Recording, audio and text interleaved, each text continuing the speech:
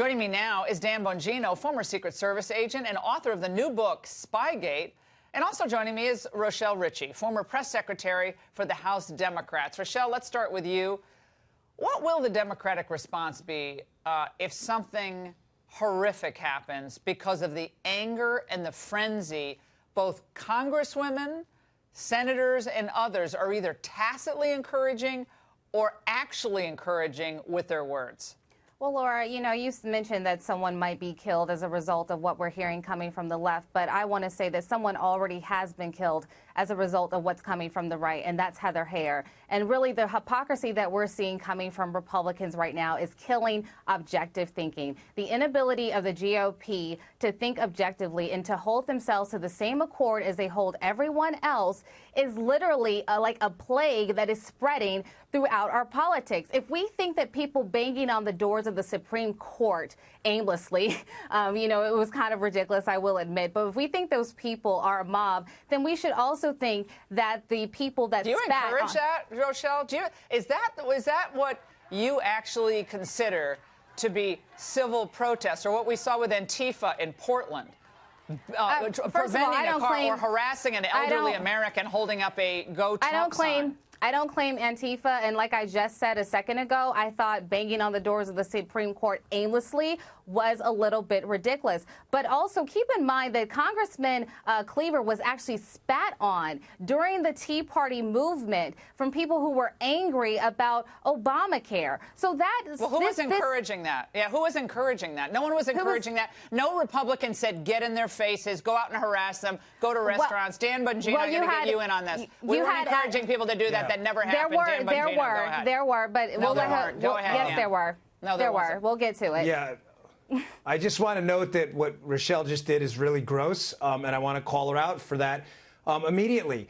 What happened to Ms. Heyer in Charlottesville, I didn't interrupt you. I'd appreciate if you'd let me speak. It's the right thing to do. We're trying to be civil, correct? Okay, thank you. Now we are. What you did was grotesque. What you did was quite gross. The Republicans, Donald Trump, and conservatives have absolutely nothing to do with a deranged murdering maniac who runs a woman over in Charlottesville. That is gross. President Trump denounced that immediately, and you bringing that up in the context of this is disgusting. He said it was good and bad people on both sides. Rochelle, tell you what, why don't you just take over the debate? Go ahead, because you're the civil one. Go ahead. Oh, thank you. I'm allowed to speak now. Okay, and I'm allowed I appreciate your permission there. So let him say something, then you can respond, Rochelle. That'll be fine. Go ahead. The point is, what you're doing is you didn't answer the question immediately. You distracted everybody by going to Charlottesville, which the Republicans denounced, and then you had to fabricate another one that Cleaver was spit on. He was not spit on. We're making that up. Those stories about what happened during the Obamacare debate are completely fabricated.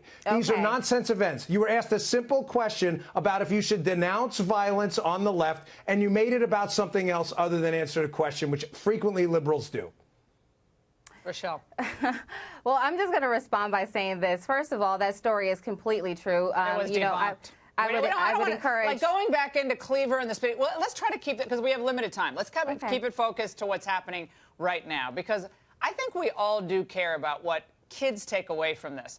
Whether it's kids in an immigration video saying F the president, putting up their middle finger, or whether it's people going up to individuals with their children or their family, their wives or husbands in a restaurant and screaming them out of a restaurant.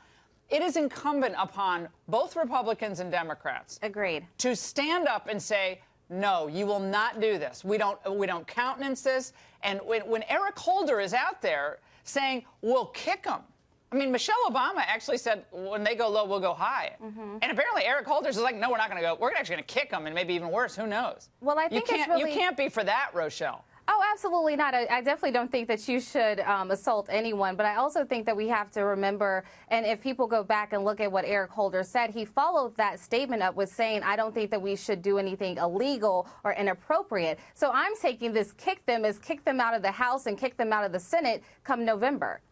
But is that how things are shared, Dan, on social media? Going back to the way young people consume media, what are they going to consume, Dan? You know, Laura, I just can't understand why the left just can't simply admit their people make mistakes and say really dumb things. Now Eric Holder was talking about kicking them out of the House, and that is not what he said. I mean, no, you just said it, Laura. Interpreted it that way. Oh, my. Rochelle, you know what? Just take over the whole debate. Go right ahead. Knock yourself out. I want to play something really quickly. This is from Rand Paul's wife, Kelly, after, of course, a lot of this chaos out there. She said this back on October 8th, just a couple days ago. Let's watch. There are so many, frankly, unhinged people and unstable people out there. And when they hear someone on their side telling them, get up in their face, they take that literally. Because of the violence that Rand has experienced in the last year, it does scare me that there is going to be somebody that is really unstable that takes that message a step further. We've updated all of our security systems at home.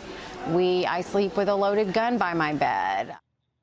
Dan, final thought. Yeah, I mean, he was attacked. He had broken ribs. He's coming down with frequent cases of pneumonia now. I mean, these are real cases. These aren't fabricated cases like the Sarah Palin PAC with the bullseye pictogram to raise money. These are real cases of leftist violence. I just wish the left would step up and say, hey, this is all wrong. We condemn it. Maxine Waters, Eric Holder, Hillary Clinton, tone it down. It's not right.